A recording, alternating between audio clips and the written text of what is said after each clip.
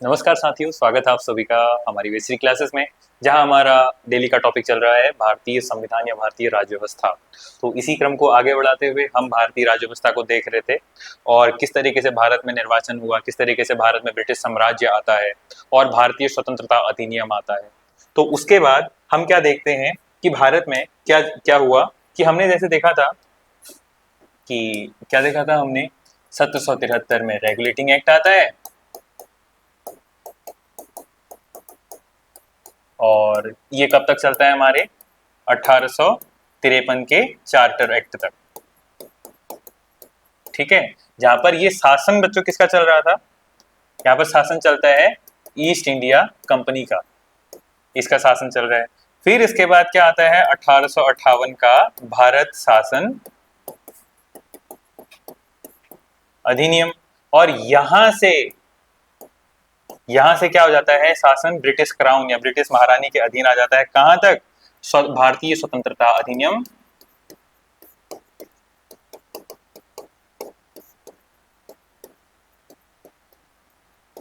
1947 तक। ठीक है, ये हमारा कुछ कालक्रम रहा जिसमें हमने भारतीय, यहाँ पर किसका कहा मैंने, ब्रिटिश क्राउन का। ठीक है, ब्रिटिश क्राउन का। इससे पहले मैंने कहा था कि हमारे भारतीय ब्रिटिश क्राउन थे, तो इन्होंने फिर क्या हुआ था, भारत में कैबिनेट मिशन को भेजा था और कैबिनेट मिशन ने क्या किया था कि भारत को स्वतंत्र करने का अपना क्या दिया था, यहाँ प्रस्ताव दिया था, भारत को स्वतंत्र करने का वो प्रयास कराता है। और भारत में हमारे निर्वाचन करवाया जाता है, इलेक्शन करवाया जाता है, तो कैबिनेट मिशन आता है। ठीक है, कैबिनेट मिशन आता है, कब आता है ये, 1946 में, मार्च में आता है और जुलाई में इलेक्शन करवाता है, निर्वाचन करवाता है, जुलाई 1946 में।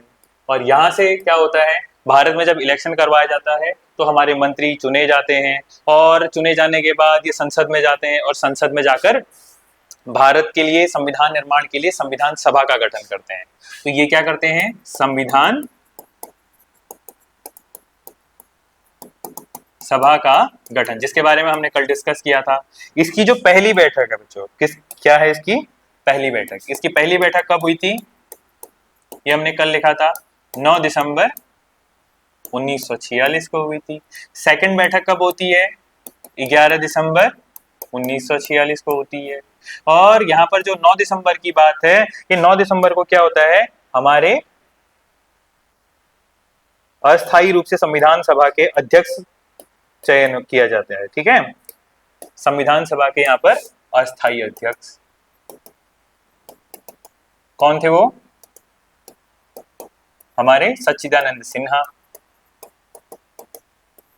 ठीक है, इसके बारे में हमने कल पढ़ा। और यहाँ पर हमारे स्थायी अध्यक्ष बनाए जाते हैं, कौन थे वो, डॉक्टर राजेंद्र प्रसाद, ये भी हमने कल पढ़ लिया था। ठीक है, उपाध्यक्ष के तौर पर एच.सी. मुखर्जी को, संवैधानिक सलाहकार के तौर पर हमारे बी.एन. राव को बनाया जाता है। फिर इसके बाद क्या होता है, 13 दिसंबर को हमारी तीसरी बैठक होती है, कितने तारीख को, 13 दिसंबर 1946 को क्या होती है, इसकी तीसरी बैठक होती है। इस तीसरी बैठक में बहुत महत्वपूर्ण एक हमारा प्रस्ताव रखा गया पंडित जवाहरलाल नेहरू के द्वारा, जिसे कहा जाता है क्या, उद्देश्य प्रस्ताव। क्या किया गया, उद्देश्य प्रस्ताव लाया गया, जिसी को क्या बोला जाता है इंग्लिश में, ऑब्जेक्टिव रिजोल्यूशन। ठीक है, कि संविधान के पास एक उद्देश्य किस तरीके का रखा गया है, उसको समराइज करके उसका एक सारांश तैयार कर एक हमने क्या करना था, उद्देश्य प्रस्ताव लेके आना था। तो इसे पेश किसने किया, पंडित जवाहरलाल नेहरू ने। ठीक है, इसे स्वीकार कब किया गया, संविधान सभा के द्वारा, इसे स्वीकारा गया 22 जनवरी 1947 को। ठीक है, इसे क्या कर दिया, स्वीकार कर दिया। जब इसे स्वीकार कर दिया है तो भारत में प्रस्तावना को भी स्वीकार कर उसकी आधारशिला रखी गई। और यहां से अब हमारे संविधान निर्माता, आपने देखा कि कैसे विदेशों से जो स्रोत हैं उनके बारे में क्या करते हैं, ज्ञान प्राप्त करते हैं। जैसे उन्होंने क्या किए थे, अलग अलग देशों के, अब जो संविधान सभा है, एक मैंने आपको क्या बताया अभी कि यहां पर इनके द्वारा स्वीकार किया जाता है उद्देश्य प्रस्ताव, ये तो ठीक है, पर संविधान बनाने के लिए अब भारतीयों को संविधान की आवश्यकता है। अब वहां से उनको स्रोत ढूंढने हैं कि किस तरीके का संविधान होता है, क्या नागरिकों के लिए अधिनियम रखे जाते हैं, क्या कोई क्षेत्र है जैसे राज्य बनाना है तो क्या आधार रहेगा, किसी को नागरिकता प्रदान करनी है क्या आधार रहेगी, वहां के नागरिकों को किस तरीके के हमारे नागरिक या मौलिक अधिकार प्रदान किए जाएंगे, राज्यों को उनके दिशा निर्देश किस तरीके से प्रदान किए जाएंगे, नागरिकों के मौलिक कर्तव्य क्या होंगे। तो ये कुछ हमारे जो सिस्टम्स है, सिनेरियोज हैं, वो हमने विदेशों से स्रोत से क्या करना था, ग्रहण करना था। तो उसी क्रम को हम देखते हैं कि विदेशों से क्या हुआ था, संविधान पढ़ा गया। क्या किया गया, संविधान पढ़ा गया, जिसमें आप देखते हैं सबसे पहले तो ब्रिटेन का संविधान पढ़ा गया। उसी के साथ वहां से हमने मंत्री परिषदीय व्यवस्था पढ़ी। उसके बाद हमने देखा कि हमने अमेरिका से पढ़ा, संयुक्त राज्य अमेरिका से, ठीक है, अमेरिका से लिए, कुछ हमने कनाडा से लिए अर्धसंघात्मक व्यवस्था, अमेरिका से हमने मौलिक अधिकार, उपराष्ट्रपति का पद, यहां से हमने क्या पढ़ा, सरकार, और कनाडा से अर्धसंघात्मक व्यवस्था, आयरलैंड के संविधान से, यहां से हमने डीपीएसपी को ग्रहण किया, directive principle for state policies, राज्यों को दिशा निर्देश देने के लिए जिनका उपयोग किया गया। और दक्षिण अफ्रीका, अति महत्वपूर्ण, अगर संविधान को बनाया गया उसमें संशोधन की जो प्रक्रिया है वो हमने कहां से ली थी, दक्षिण अफ्रीका से, अति महत्वपूर्ण है, इसके बारे में हम आगे डिस्कस करेंगे। और हमारा जापान से, ठीक है। तो हमने कई सारे देशों से क्या किया था, स्रोतों से पढ़ा। कहा जाता है कि 60 देशों से भी अधिक देशों के संविधान को भारतीयों के द्वारा पढ़ा गया, ठीक है। और उसे मूर्त रूप प्रदान करने के लिए हमारे भारत के संविधान सभा ने, आपने कल पढ़ा था कि हमारे लिए जो डॉक्टर भीमराव अंबेडकर के लिए एक ड्राफ्टिंग कमेटी का निर्माण किया गया था, ठीक है। ड्राफ्टिंग कमेटी का निर्माण किया गया और प्रारूप समिति का निर्माण किया गया, उनके द्वारा उसको पढ़ा गया और अंतिम रूप से उसे मूर्त रूप देने के लिए, स्वीकार करने के लिए संविधान सभा ने उसे क्या किया गया, स्वीकार किया गया। तो आज देखते हैं, फिर उसके बाद हमारा क्या होता है, संविधान को लागू किया जाता है। हमारा संविधान लागू कब होता है बच्चों, संविधान लागू, यहां पर ये पॉइंट रह गया, ठीक है। इसमें क्या होता है, संविधान सभा की पहली बात तो कुल 11 बैठकें हुई, ठीक है। अंतिम कब होती है, अंतिम बैठक जिसको 12वीं कहा जाए, 12वीं जो हमारी बैठक थी वो किस दिन होती है, वो होती है 24 जनवरी 1950 को, ठीक है। संविधान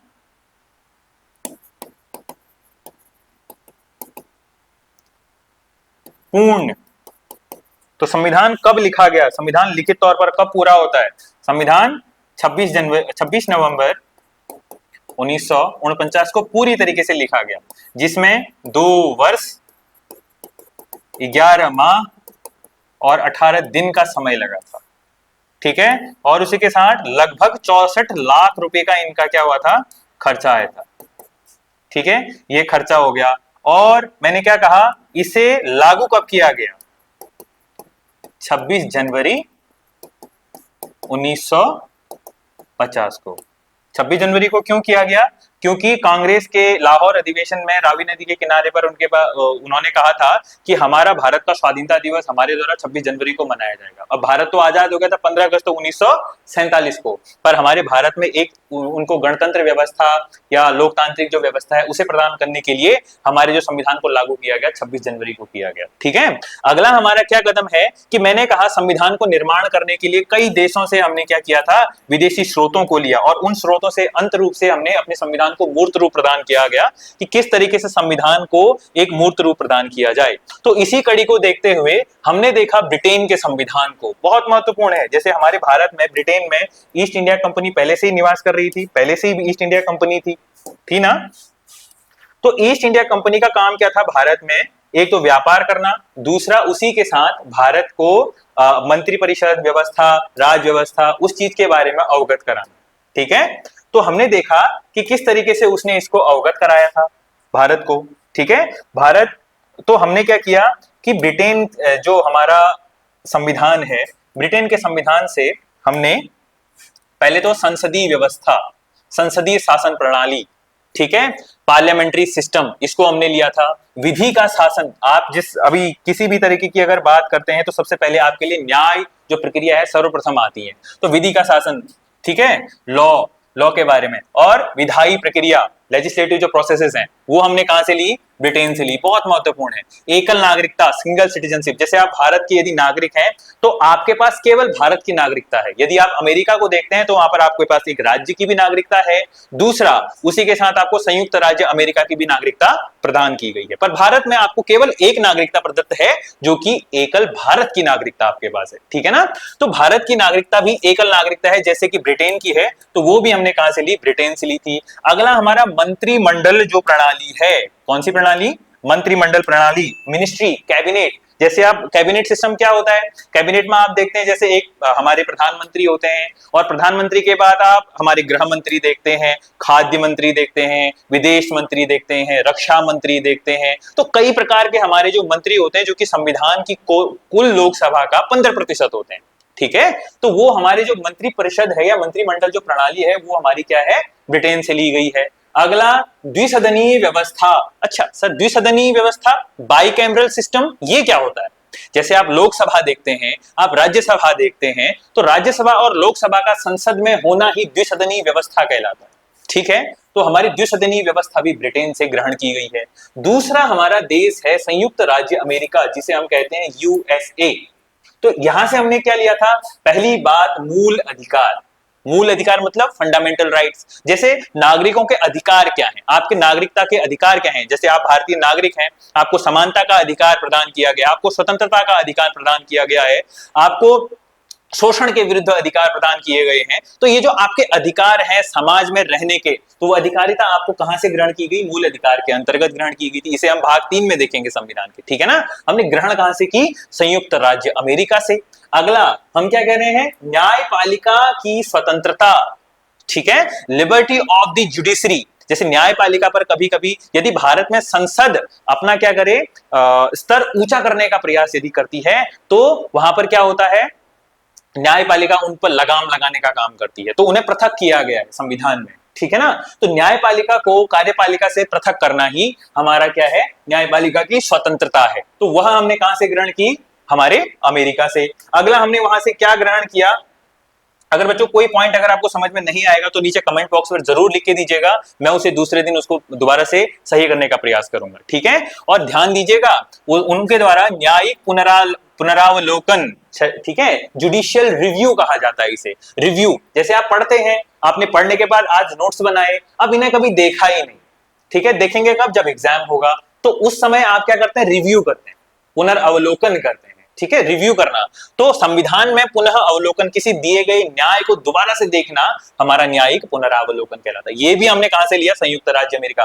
एक एक शब्द आपके लिए महत्वपूर्ण है क्योंकि हर एक अनुच्छेद संविधान का, एक एक भाग संविधान का, एक एक आपकी अनुसूची संविधान की आपके लिए बहुत महत्वपूर्ण है, तो ध्यान दीजिएगा। तो और उपराष्ट्रपति का पद, उपराष्ट्रपति का पद कहां से लिया हमने? संयुक्त राज्य अमेरिका से। अब यहां पर आपको विशेष तौर पर ध्यान रखने वाली बात है उपराष्ट्रपति के पद को। क्यों?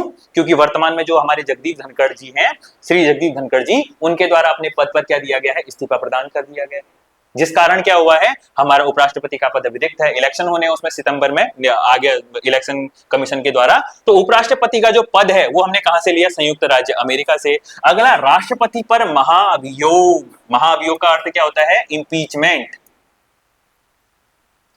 इम्पीचमेंट, सर ये इम्पीचमेंट या महाअभियोग की प्रक्रिया क्या होती है? राष्ट्रपति यदि अपने पद का दोहन करते हैं, संविधान की हत्या करते हैं, तो उस स्थिति में क्या होता है? राष्ट्रपति को उनके पद से हटाने की जो प्रक्रिया होती है उसे हम क्या कहते हैं? महाअभियोग। समझ में आया? तो उस महाअभियोग की जो पद्धति है कि किस तरीके से अगर उनका अपने पद का दोहन करते हैं तो उन्हें उनके पद से हटाया जाए, वह हमने कहां से लिया? अमेरिका से लिया। अगला आता है हमारा आयरलैंड। आयरलैंड से बहुत महत्वपूर्ण पॉइंट लिया है हमने, राज्य का नीति निदेशक तत्व, directive principle for state policies. मतलब क्या है इसका? कि राज्यों को किस तरीके से अपने राज्य के अंतर्गत नीति का निर्धारण करना चाहिए, किस तरीके से वो अपनी उन पद्धतियों को अपनाए जिससे एक राज्य विकसित से विकास की ओर बढ़े। कैसे अपने नागरिकों के लिए अच्छे नियम प्रणालियों का विकास करे। अगला, राष्ट्रपति का निर्वाचन, राष्ट्रपति का निर्वाचन, manner of election of the president, राष्ट्रपति को किस तरीके से हमारे संविधान में चुना जाएगा, उनके अनुच्छेद में इसको उल्लेख किया गया है। ठीक है, जैसे आप अभी मतदान देते हैं किसका, ग्राम पंचायत का, आपके द्वारा प्रत्यक्ष मतदान होता है। आप विधायक के मतदान में अपना प्रतिभागी देते हैं तो आप प्रत्यक्ष मतदान में देते हैं, परंतु आप कभी भी राष्ट्रपति के मतदान में प्रतिभाग नहीं करते हैं। आपके द्वारा चुने गए सदस्य ही संसद में जाते हैं और वो क्या करते हैं, इलेक्शन में प्रतिभाग करते हैं और राष्ट्रपति को चुनते हैं। तो जो हमारा राष्ट्रपति को चुनने की, उनके निर्वाचन की जो पद्धति है, वो हमने कहां से ली, आयरलैंड से ली। अगला, राज्यसभा के सदस्यों का मनोनयन, मनोनयन मतलब नॉमिनेशन। राष्ट्रपति क्या करते हैं, 12 सदस्यों का तो मनोनयन करते हैं, 12 सदस्यों का क्षेत्र होता है। जब हम राज्यसभा पढ़ेंगे उस समय आपको खुल के बताया जाएगा। अगला, फ्रांस से हमने क्या लिया था, गणतंत्रात्मक प्रणाली या प्रस्तावना में स्वतंत्रता। अर्थ क्या है गणतंत्रात्मक प्रणाली का, रिपब्लिकन सिस्टम। भारत का जो राष्ट्रपति पद है वह कभी भी वंशानुगत नहीं होगा, वह कभी भी वंशानुगत नहीं होगा, पर कैसे होगा फिर, इलेक्शन के थ्रू, निर्वाचन के थ्रू, जो कि हमने आयरलैंड से ली है।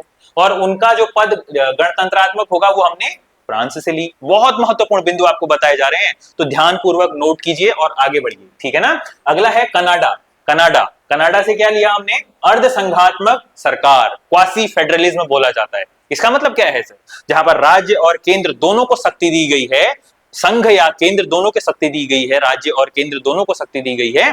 तो उस स्थिति में यदि मान लो केंद्र का प्रतिभाग और राज्य का प्रतिभाग हो और वहां पर राज्य अपनी मनमानी करना चाहे, तो उस मनमानी को कम करने की स्थिति में केंद्र अपना दबाव वहां पर बढ़ा सकता है, तो उसे बोला जाता है अर्ध संघात्मक व्यवस्था। अगला है हमारा सोवियत संघ, जिसे रूस कहा जाता है वर्तमान में। यही क्या है बच्चों, रूस, इसी को क्या कहा जाता है, रूस। ठीक है, रसिया। ठीक है, यहां से हमने क्या लिए, मौलिक कर्तव्य। मौलिक कर्तव्य का मतलब क्या है कि भारतीय जो नागरिक है वो नागरिकों के क्या कर्तव्य होंगे अपने राष्ट्र के प्रति, अपने राज्य के प्रति, तो वही हमारे क्या कहलाते हैं, मूल कर्तव्य, जो कि हमारे भाग 4A में संविधान संशोधन के उपरांत इन्हें जोड़ा गया, तो ये हमारे लिए महत्वपूर्ण है। अगला, जापान से हमने क्या लिया, विधि द्वारा स्थापित प्रक्रिया। विधि मींस लॉ। तो लॉ के अनुसार जो भी हमारी प्रक्रियाएं की जाती हैं उन्हें हमने ग्रहण किया कहां से, जापान से। आपके लिए अति महत्वपूर्ण बिंदु बन जाता है। अगला, अंतिम रूप से दी वेरी मोस्ट इंपोर्टेंट, हमारा क्या है, दक्षिण अफ्रीका। ठीक है, यहाँ के संविधान में, जो हमारे भारत में संविधान है, संविधान में संशोधन किस प्रकार किया जा सकता है। संविधान के अंतर्गत यदि कोई रूप जोड़ना हो, किसी चीज को हमने आगे बढ़ाना हो, क्योंकि विकास के साथ या आने वाले समय के साथ कुछ नई आवश्यकताएं बढ़ती हैं और उसी के अनुसार नियम प्रणालियों में कुछ परिवर्तन या कुछ बढ़ाव की आवश्यकता होती है, तो वह प्रणाली हमारी कहां से आती है, दक्षिण अफ्रीका से। ठीक है, और उसी के बाद हमारे पास क्या आती है, संविधान की उद्देशिका। ठीक है, उद्देशिका मीन्स प्रियम्बल। क्या आई, प्रियम्बल, प्रस्तावना, इसी को बोला जाता है क्या, प्रस्तावना, जिसके लिए मैंने क्या बोला था, पंडित जवाहरलाल नेहरू ने हमारी जो संविधान सभा है उसकी 3rd बैठक दिसंबर 1946 में, इस दिन क्या किया था, इसको पेश किया। किस रूप में किया था, उद्देश्य प्रस्ताव के रूप में, उद्देश्य प्रस्ताव के रूप में, ऑब्जेक्टिव रेजोल्यूशन के रूप में इसे क्या किया था, पेश किया था। और इसे स्वीकार कब किया गया था, तो 22 जनवरी, जो कि मैं अभी बोल चुका हूं आपसे। ठीक है ना, 13 दिसंबर 1946 को ये पेश किया जाता है 3री बैठक में संविधान सभा की। ये ध्यान रखिएगा, हर बिंदु महत्वपूर्ण है। अगला, उद्देश्य प्रस्ताव के रूप में, ऑब्जेक्टिव रेजोल्यूशन के रूप में। तो भारत की प्रस्तावना वास्तव में है क्या, उद्देशिका क्या है। उद्देशिका संविधान का वह रूप है जो कि संविधान में आपको बताती है कि संविधान के अंतर्गत जो भी कुछ लिखी गई चीजें हैं या जिनका भी वर्णन किया गया है, उन सभी को किस प्रकार हम एक संक्षिप्त रूप में देख सकते हैं। संक्षिप्त रूप मतलब समराइज फॉर्म में देख सकते हैं। तो हमारा संविधान हमसे कहता क्या है, हमारा संविधान हमसे क्या कहता है, देखिए ध्यान से। हमारा संविधान हमसे कहता है कि हम भारत के लोग, we the people of India, कौन, we the people of India, हम भारत के लोग भारत को एक संपूर्ण प्रभुत्व संपन्न, समाजवादी, पंथ निरपेक्ष, लोकतंत्रात्मक गणराज्य बनाने के लिए समस्त नागरिकों को, ये बता रहा है भारत का स्वरूप। ये क्या बता रहा है, भारत का स्वरूप। क्या बताया इसने कि संपूर्ण प्रभुत्व संपन्न, भारत एक संपूर्ण प्रभुत्व संपन्न है, भारत सेल्फ डिपेंडेंट है, भारत को किसी की आवश्यकता नहीं है। भारत क्या कर सकता है, आयात और निर्यात के लिए स्वतंत्र है, उसे किसी विदेशी शक्ति की आवश्यकता नहीं है आयात और निर्यात के लिए, वो स्वयं निर्भर है, जिससे चाहे वो व्यापार कर सकता है। तो भारत क्या है, संपूर्ण प्रभुत्व संपन्न है, समाजवादी है। समाजवादी का अर्थ क्या है कि भारत के प्रत्येक नागरिक के लिए, चाहे वो अमीर हो, चाहे वो गरीब हो, चाहे किसी भी तबके से हो, तो समाज की भलाई के लिए ये काम करेगा। अगला पंथ निरपेक्ष का अर्थ क्या है कि भारत किसी के लिए भी धर्म के अनुसार झुकाव नहीं करता, भारत के लिए सभी धर्म समान हैं, इसको धर्मनिरपेक्ष भी कहा जाता है।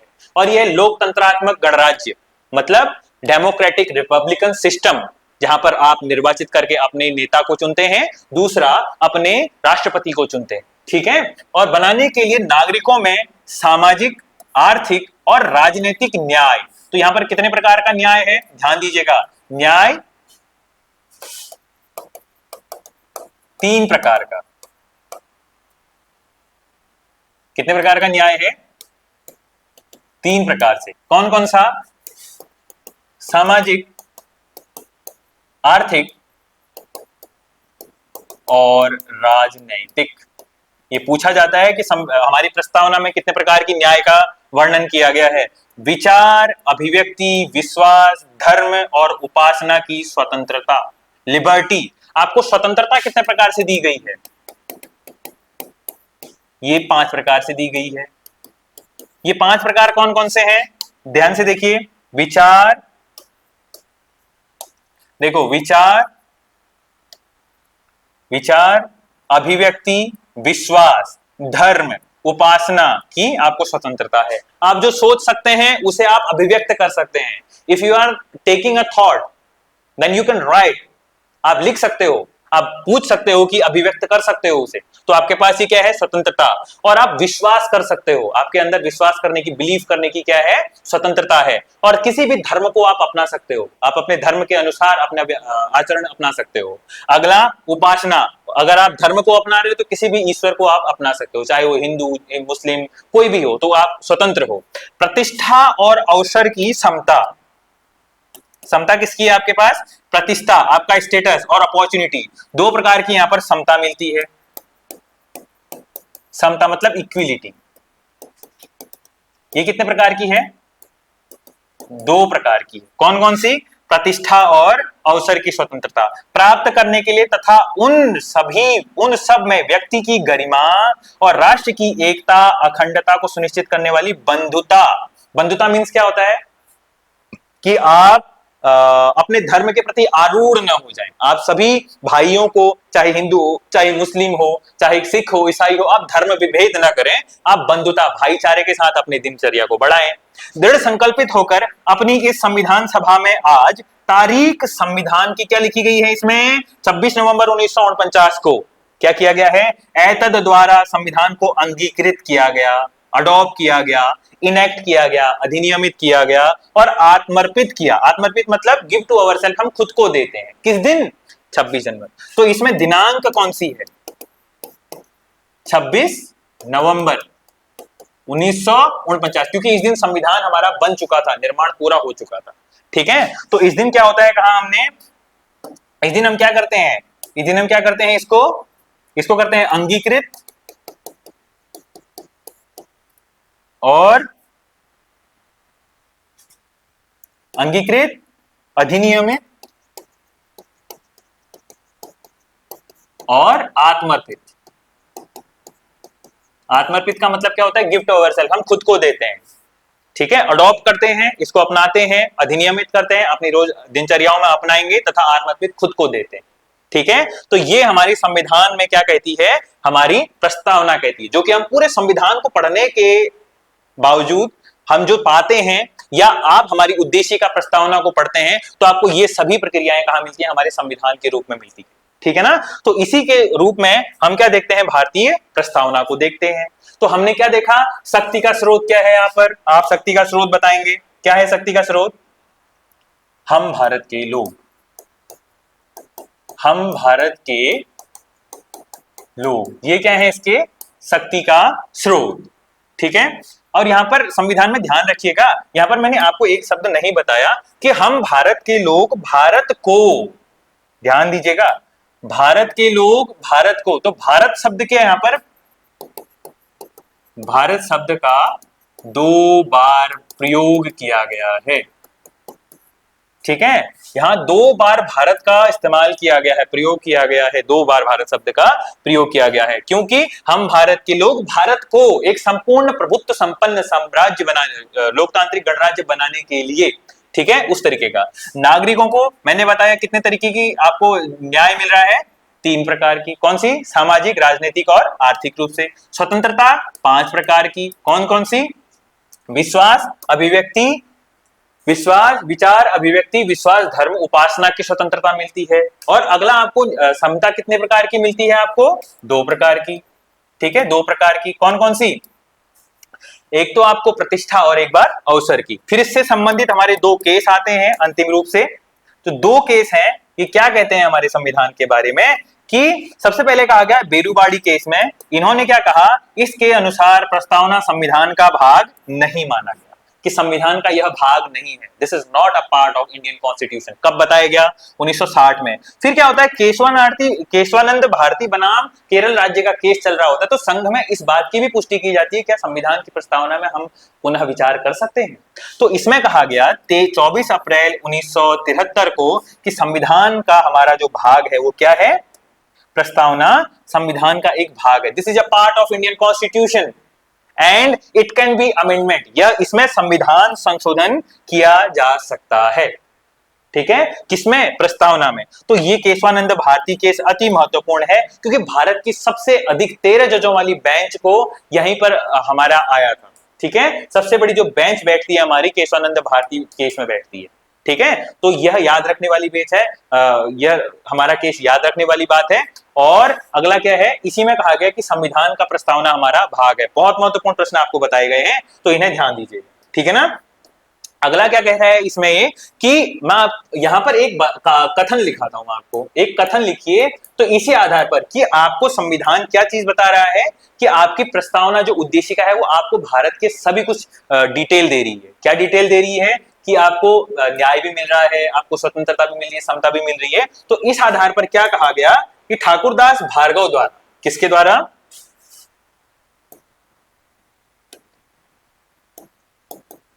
ठाकुरदास भार्गव द्वारा एक कथन कहा गया, बस ये अंतिम रूप से है, हमारा समाप्त होने वाला है आज का टॉपिक। इनके द्वारा क्या कथन आता है, कथन को कभी भी डबल इन्वर्टेड कॉमा में लिखा जाता है, दोहरे उद्धरण के रूप में प्रयोग किया जाता है। इन्होंने कहा प्रस्तावना संविधान की आत्मा है,